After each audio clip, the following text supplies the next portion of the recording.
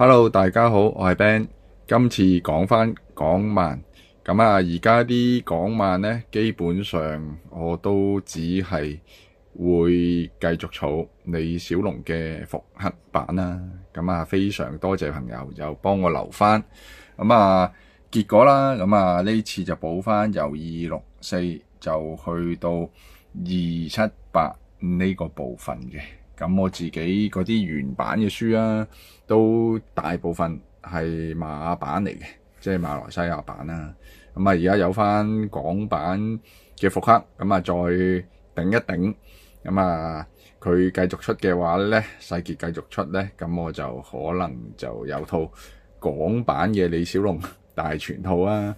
其實都開心嘅，因為始終啲舊書啲紙張啊，尤其是馬版啊，係差少少嘅，保存起上嚟都爭啲。我就算睇咧，都睇到啲手啊好污糟啊，好黑啊。